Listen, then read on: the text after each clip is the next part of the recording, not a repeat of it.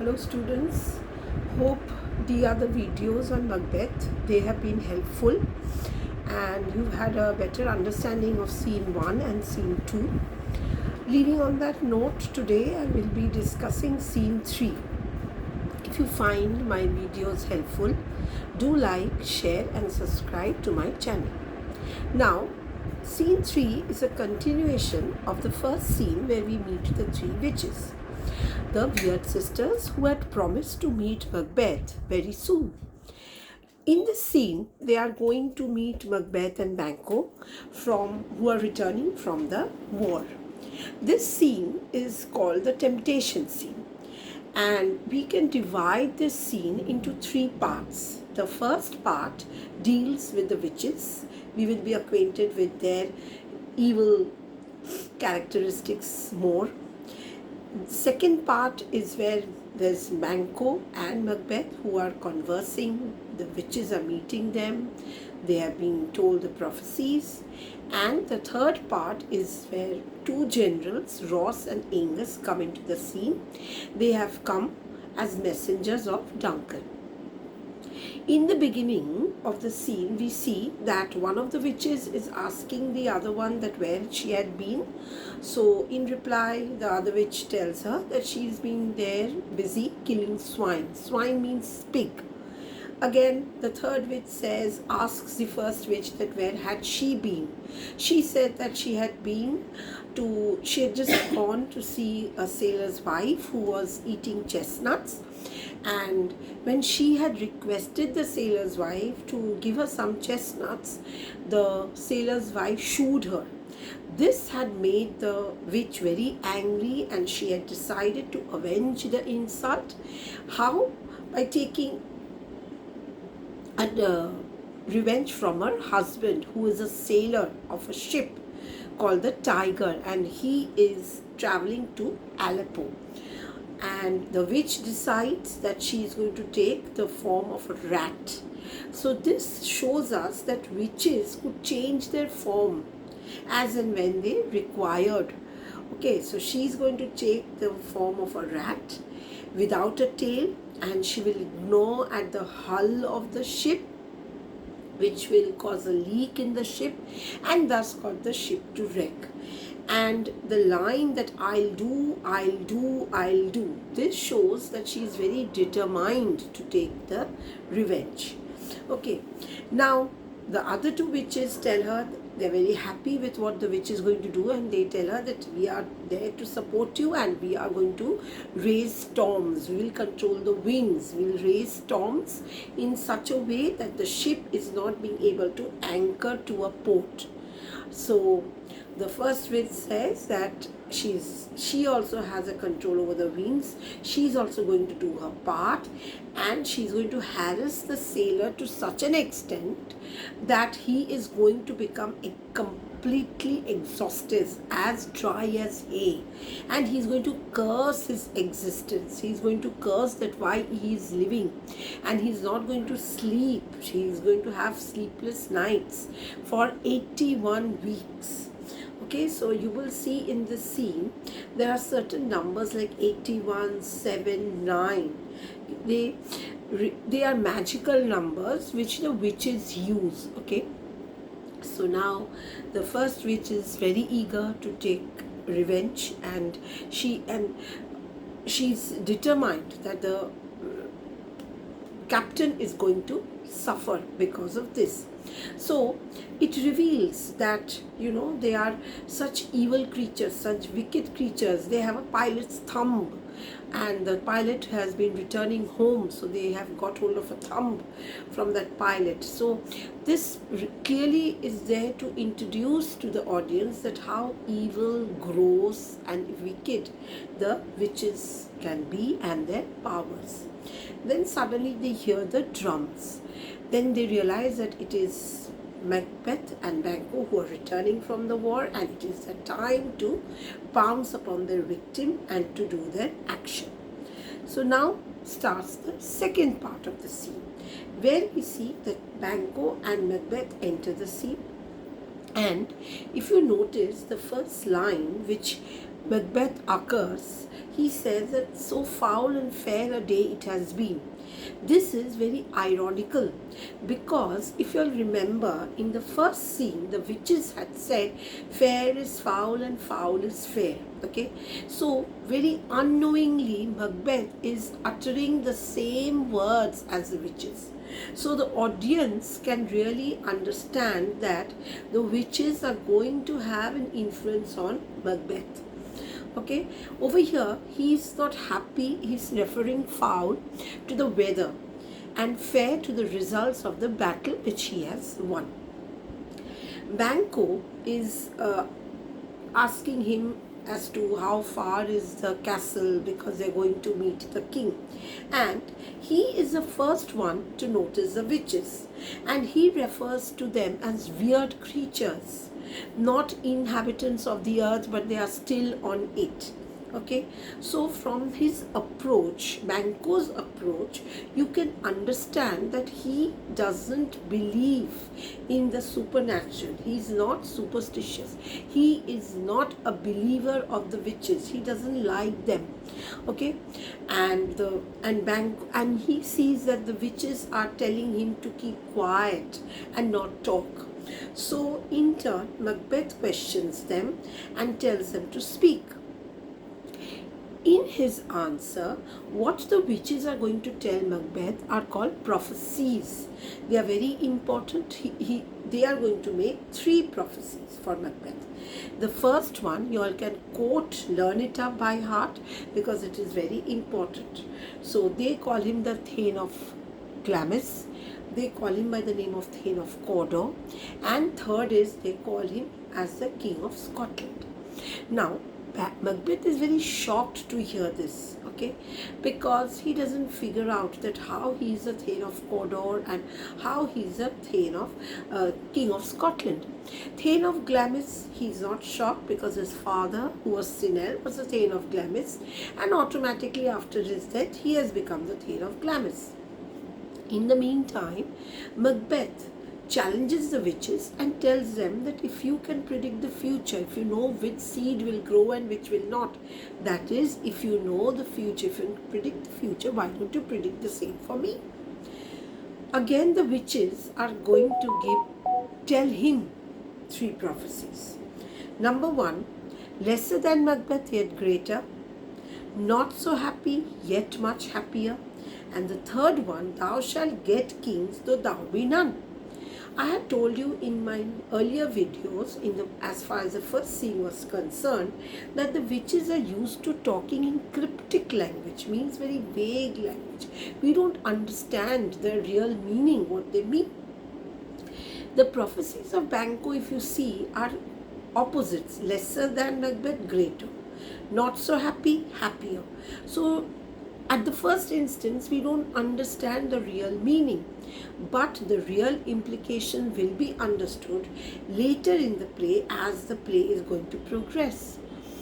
Okay, now when this is happening, Macbeth is very eager to know and he tells them to speak, but the witches vanish. They purposely don't answer his questions to keep on his curiosity. That is going to keep his urge to meet the witches again. Okay. Now, in the meantime, he wants to learn more and he's quite confused on hearing the prophecies that I had told you. So, over here, if you see that there is a stark difference between Banquo's approach towards the witches and Macbeth's approach towards the witches. That is what is important, which comes as a question when you are asked to write an answer for it. Macbeth is very eager, keen, he is very curious. He believes in the supernatural, so he tells them to go on further. But Banquo, on the other hand, is just the opposite. He is very practical.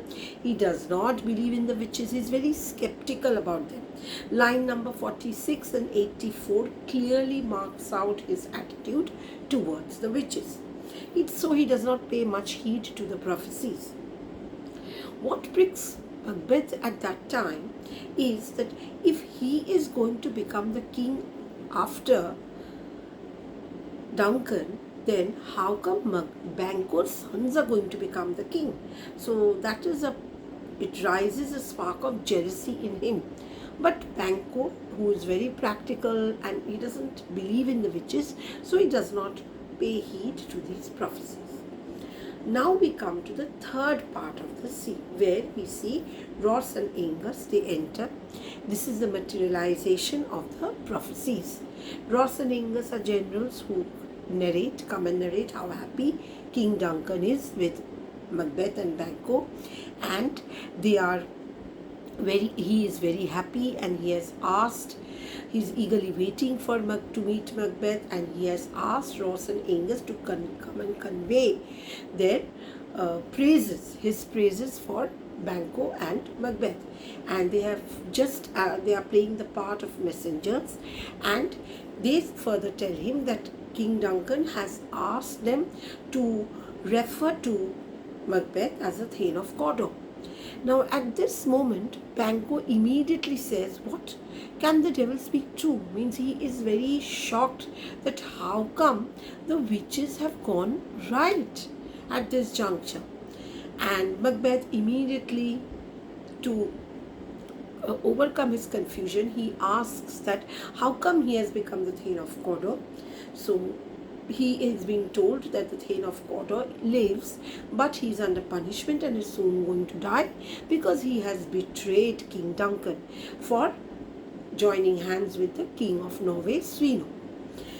Now, in this scene, you will find two asides.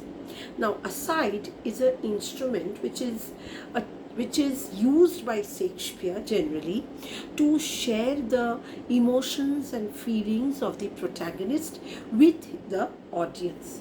The audience doesn't know what is going on in the minds of the actor or the protagonist.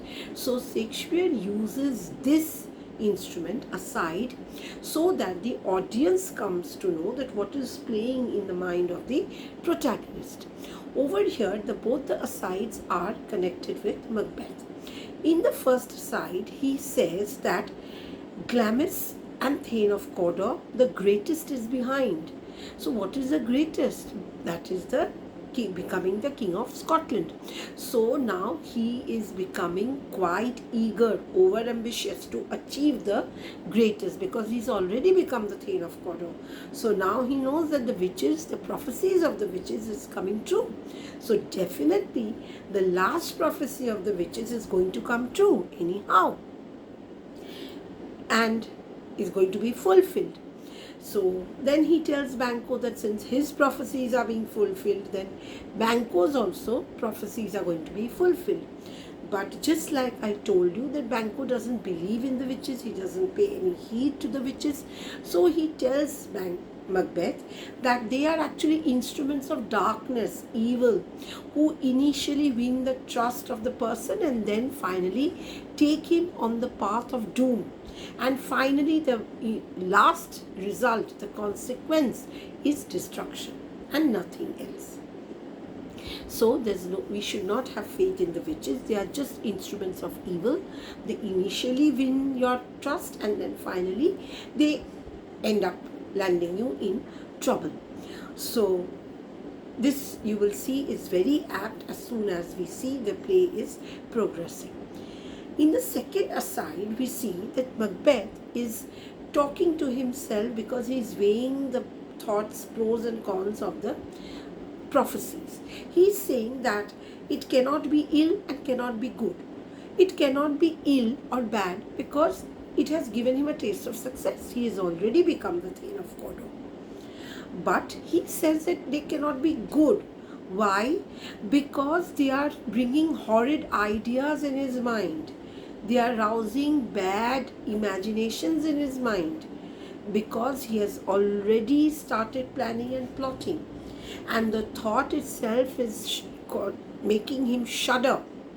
So these supernatural soliciting, that is supernatural advice, cannot be good, because how come they are causing him to shudder, creating a fear syndrome in him. Okay, so now this reveals a very imaginative aspect of Macbeth. We see that Macbeth is quite an imaginative person. This aspect will be further, you all will see this aspect further in the scene, in other scenes also. While he's wrapped in his thoughts, Banquo asks Ross and Angus that we should let Macbeth be alone so that he can enjoy his newly acquired title. And over here, Banquo uses a simile to compare the new title which has been conferred upon Macbeth. He says that this, just like new clothes don't fit you properly, you're not very used to new clothes, okay, old clothes fit you well and you're very comfortable. Similarly, new titles take time. So he's saying that it is going to take time for Macbeth to adjust to this new title which has been conferred upon him. At the end, Macbeth apologizes for being wrapped in his own thoughts, and he tells them that he's going to attend to the problems, and then finally they all decide to move towards Forres, which is King Duncan's place in the Leg Sea. That is scene 4. Now, when it comes to the importance of the scene, we see this scene tells us a lot of things. First of all, it delves into the character of the witches in greater detail. We know that they are more evil, they are wicked, what kind of activities they indulge in. Okay. Secondly, it is also drawing our attention to Macbeth's character, which we come to know that he's overambitious, he's jealous, he's believer in supernatural, that is the witches, he's very imaginative. And this scene is also drawing a connection between Macbeth and the witches, which is very important because that is the essence of the play, the drama Macbeth. It also throws light on Banquo's character, where we see he's very practical, he's not at all superstitious, he's not ambitious, okay. And finally, it reveals to the audience the sinister idea that has already started coming into Macbeth's mind, that is how to become the King of Scotland. That is what is bothering him. He doesn't know. So will it be murder of Duncan? How? So already the thought of killing Duncan has been planted in his mind. Now, there are certain figures of speech which you'll need to know, like alliteration, peak and pine, line number 22, like smothered and surmise, line 140, supernatural soliciting, line 129. There are two asides which I told you, both are by Macbeth, line 116 and line 127. And there's a metaphor in line 150 where the fears where the problems of Macbeth's friends have been compared to a book, where he says that he will, just like we turn the pages of a book, he will also refer to the problems of his friends. And there is personification in line 134 where Macbeth's fears are personified, where he's saying that his heart is not calm, it is not, he's afraid of the thought that is coming to his mind. And line 147 where time and hour, they have been personified. So this is what overall the scene 3, and I will be discussing all the figures of speech once I finish Act 1. So you all can refer to that video, which is going to be helpful. And if this class has been helpful, please like, subscribe to my channel. Thank you.